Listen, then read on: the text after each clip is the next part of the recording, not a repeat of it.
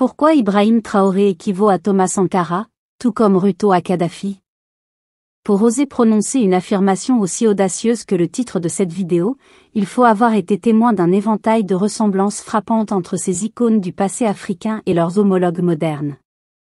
Les caractéristiques de leadership et les idéologies incarnent une part considérable de la population actuelle. Cette discussion suscite alors des interrogations. En quoi Ibrahim Traoré et Thomas Sankara se ressemblent-ils? Jusqu'à quel point William Ruto est-il similaire au colonel Mohamed Kadhafi? Dans une tentative de décortiquer ces réflexions et questions, nous vous invitons à vous installer confortablement pendant que nous décomposons l'héritage de ces grands leaders et comment leurs idées pourraient être adoptées pour une Afrique plus grande, plus forte et meilleure. Embarquons tout d'abord avec l'homme du moment, Ibrahim Traoré, et ses parallèles intrigants avec Thomas Sankara. Né le 21 décembre 1949, Thomas Sankara incarnait un leader dynamique et révolutionnaire qui a occupé la présidence du Burkina Faso de 1983 à 1987. Son parcours était marqué par des étapes cruciales, dont la promotion des droits des femmes, la santé, l'éducation et les réformes agraires. Sankara s'est également attelé à combattre avec détermination la corruption et à réduire la dépendance vis-à-vis de l'aide étrangère.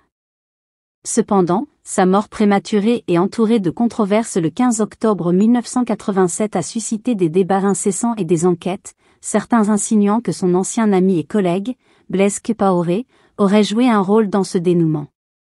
Les circonstances enveloppant sa disparition ont alimenté les spéculations selon lesquelles la France, nation avec laquelle il cherchait à briser les liens, aurait pu être impliquée. L'héritage de Thomas Sankara inclut le renommage de son pays, la Haute-Volta, en Burkina Faso, signifiant « terre des incorruptibles ». Il tenait fermement que le système français était corrompu, œuvrant pour exploiter et manipuler son peuple. Cet engagement lui a coûté la vie. Avant de partir, Sankara a laissé une prophétie percutante, soulignant que si les individus peuvent être assassinés, les idées, elles, demeurent indomptables. Cette prédiction s'est révélée exacte, car quelques mois à peine après sa mort contestée, un nouveau leader a émergé, Ibrahim Traoré, le président le plus jeune de toute l'Afrique, s'est hissé au pouvoir à l'âge de 34 ans, succédant ainsi à la présidence du Burkina Faso. Il n'était pas un dirigeant ordinaire, mais plutôt un homme dont la vision reflétait celle de Thomas Sankara. Comme Sankara, Traoré était animé par le désir d'améliorer l'Afrique. Ses actions et réflexions s'alignent sur une vision analogue, suscitant même l'idée que les idéaux de Thomas Sankara se sont manifestés à travers la personnalité d'Ibrahim Traoré. D'ores et déjà, nombreux sont ceux qui considèrent Ibrahim Traoré comme le digne successeur de Thomas Sankara. À l'instar de Sankara, Traoré s'est rebellé contre l'influence française. Il a orchestré un coup d'État ayant renversé un gouvernement perçu comme une marionnette installée et contrôlée par la France. Les richesses naturelles du pays s'écoulaient vers la France, alimentant son enrichissement au détriment des nations d'Afrique francophone, dont celle de Traoré, engendrant leur appauvrissement. De plus en plus, les Africains de ces contrées réalisent que la France joue un rôle majeur dans leurs difficultés. En septembre 2022, Ibrahim Traoré, jadis un simple officier local, a fait son entrée sur la scène mondiale en menant un groupe de soldats pour renverser le gouvernement du président Paul-Henri Damian, qui avait pris le pouvoir 8 mois auparavant, en janvier de la même année. De manière remarquable, Ibrahim Traoré partage de nombreuses similitudes avec l'icône vénérée nationalement, Thomas Sankara. Les deux ont été promus au grade de capitaine, sont parvenus au pouvoir à 34 ans et ont renversé un régime militaire qui avait lui-même pris le pouvoir 8 mois plus tôt. Leur parcours parallèle se déroule tel un scénario captivant tiré tout droit d'un film d'action hollywoodien. Toutefois, la réalité est que le Burkina Faso se trouve à une croisée des chemins, et le leadership d'Ibrahim Traoré influencera sans aucun doute non seulement l'avenir de la nation, mais aussi celui de tout le continent africain. Ibrahim Traoré croit ardemment que la France constitue le virus latent qui afflige le Burkina Faso. Dans une démarche similaire aux efforts entrepris par Thomas Sankara pour rompre les liens avec la France, Traoré a déjà pris des mesures en ce sens en établissant des accords commerciaux et militaires avec la Russie, qui manifestent un intérêt croissant pour la région et les autres nations africaines. Un événement marquant s'est produit lorsqu'en septembre 2022, le président russe Vladimir Poutine a organisé un sommet à Saint-Pétersbourg, en Russie, invitant de nombreux pays africains, en particulier ceux qui demeurent sous l'influence de la France. Ce sommet a suscité une onde de choc mondial lorsque le jeune Ibrahim Traoré a prononcé un discours puissant et controversé, abordant la persistance du contrôle colonial sur l'Afrique par les anciennes puissances coloniales. Il a passionnément souligné que c'est précisément cette situation qui maintient l'Afrique dans un état de pauvreté malgré l'abondance de ses ressources naturelles. Avec courage, il a proclamé « Nous sommes les oubliés du monde » et a exprimé le désir de discuter de l'avenir de leur nation sans ingérence extérieure. Au cours de ce sommet, Ibrahim Traoré a également souligné l'alignement des visions et des perspectives entre la Russie et le Burkina Faso. Il a exprimé l'espoir de voir se concrétiser de meilleures opportunités en matière de commerce équitable et d'établissement de relations bilatérales solides. Cependant, le moment le plus poignant de son discours fut lorsque, avec une conviction profonde, il a posé la question de savoir pourquoi l'Afrique, si riche en ressources, demeure la région la plus démunie du monde. Il a soulevé le manque de réponse à cette question cruciale. Malgré tout, son optimisme reste intact quant à la création de nouvelles relations qui pourraient ouvrir la voie à un avenir plus prometteur pour le Burkina Faso. Cependant, un esclave qui ne lutte pas pour sa propre liberté ne mérite aucune clémence. Les dirigeants des nations africaines doivent résister à devenir de simples marionnettes aux mains des puissances impériales. Il est impératif que nous œuvrions à réaliser l'autosuffisance dans nos pays, en assurant notamment une abondance d'approvisionnement alimentaire et en répondant à tous les besoins de notre peuple. Soyons fiers et respectés, remportons la victoire pour notre peuple, avec une loyauté envers notre patrie ou la résolution de faire face à la mort. Ce sommet s'est tenu peu de temps après un autre rassemblement organisé par les États-Unis, qui avait convié des dirigeants africains. Cependant, les résultats se sont avérés insatisfaisants, car aucun accord n'a été conclu sur les propositions avancées par les États-Unis. Il y a quelques jours seulement, Ibrahim Traoré a lancé un avertissement à la fois à l'égard de la France et des États-Unis, affirmant que toute menace contre le nouveau chef militaire du Niger serait considérée comme une attaque contre le Burkina Faso également. Cet avertissement a suscité une controverse majeure et a semé le trouble au Niger, poussant la France à évacuer ses citoyens et les Européens à chercher à quitter le pays. En résumé, à la lumière de ces éléments, nous pouvons presque conclure qu'Ibrahim Traoré partage plusieurs traits en commun avec le regretté Thomas Sankara, une icône vénérée en Afrique. Les parcours de Traoré et de Sankara se sont croisés à plusieurs égards, ils ont tous deux accédé à la présidence du Burkina Faso à un jeune âge, avec Traoré devenant le plus jeune président d'Afrique à 34 ans. Tous deux étaient profondément engagés dans l'amélioration de l'Afrique et aspiraient à rompre les liens avec la France, qu'ils percevaient comme une force d'exploitation et de manipulation de leur nation. La montée au pouvoir de Traoré par le biais d'un coup d'État, similaire à l'ascension de Sankara, renforce davantage les comparaisons entre ces deux dirigeants. Ils ont tous deux défié des gouvernements fantoches soupçonnés d'être contrôlés par la France et de détourner les ressources nationales à leur avantage. Les actions de Traoré, comme la conclusion d'accords avec la Russie et la dénonciation des anciennes puissances coloniales lors d'un sommet international, font écho aux efforts déployés par Sankara pour se libérer de l'influence étrangère. Cependant, il est important de souligner que si des similitudes existent entre Traoré et Sankara en termes d'idéaux et de lutte contre les forces étrangères, il est primordial de prendre en compte le contexte et les politiques spécifiques de chaque leader.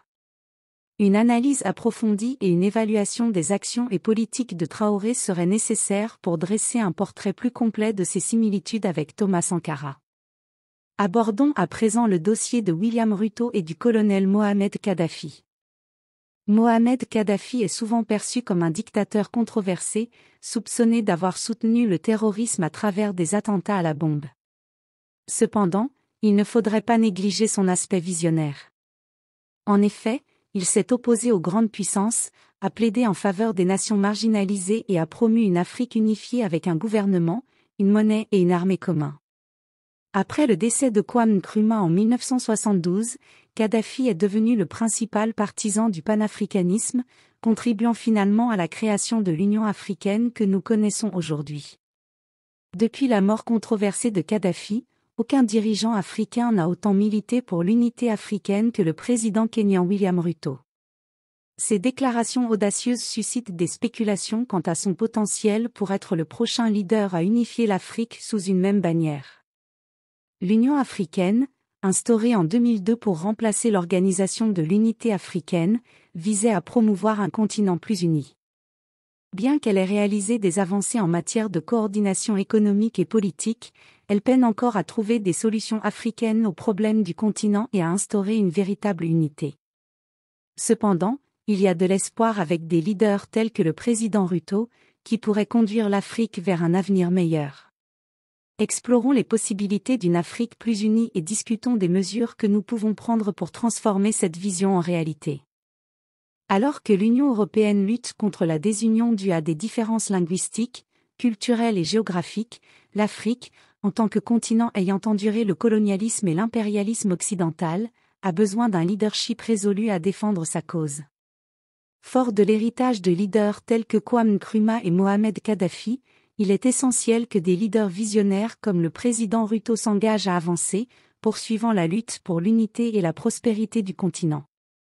Depuis sa prise de fonction en 2022, le président Ruto s'est montré inébranlable dans son engagement à défendre les droits de l'Afrique et à résister aux mauvais traitements infligés à ses dirigeants par les pays développés.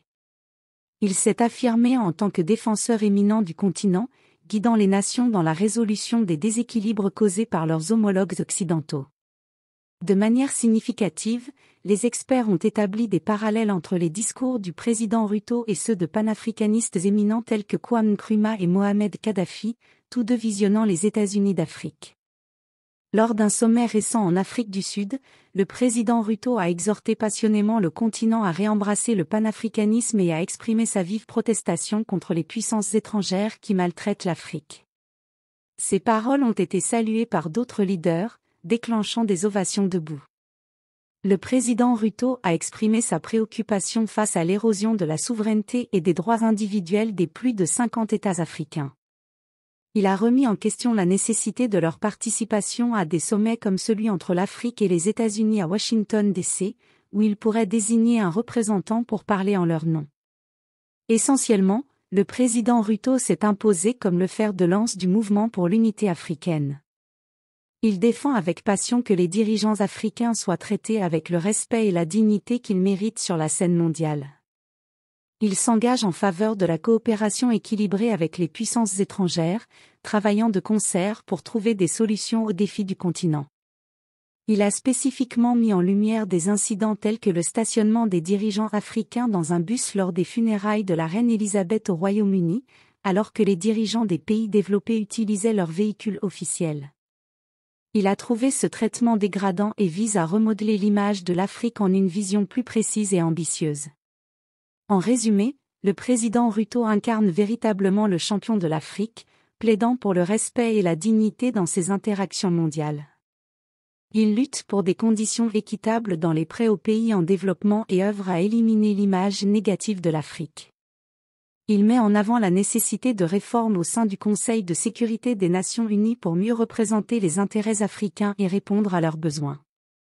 Ces initiatives rejoignent les efforts de Kadhafi pour soutenir les nations marginalisées et défendre le panafricanisme. En somme, bien qu'il existe des similitudes entre William Ruto et Mohamed Kadhafi en ce qui concerne leur plaidoyer pour l'unité africaine et leur opposition ferme aux mauvais traitements infligés par les puissances étrangères, il est crucial de prendre en compte le contexte spécifique et les politiques propres à chaque dirigeant. Une analyse approfondie des actions et des politiques de Ruto serait nécessaire pour établir une comparaison plus complète entre lui et Mohamed Kadhafi. En conclusion, les parcours d'Ibrahim Traoré et de William Ruto, parallèles à ceux de Thomas Sankara et de Mohamed Kadhafi respectivement, illustrent l'importance continue de la lutte pour l'indépendance, l'unité et la prospérité de l'Afrique. Ces dirigeants, à travers leurs idéaux et leurs actions, laissent un héritage durable pour le continent. Alors que le passé et le présent se rencontrent, il est impératif que les nations africaines continuent de s'unir, d'apprendre de l'histoire et de s'efforcer d'atteindre un avenir meilleur et plus fort pour toutes leurs nations. Abonnez-vous pour ne manquer aucune de nos prochaines vidéos.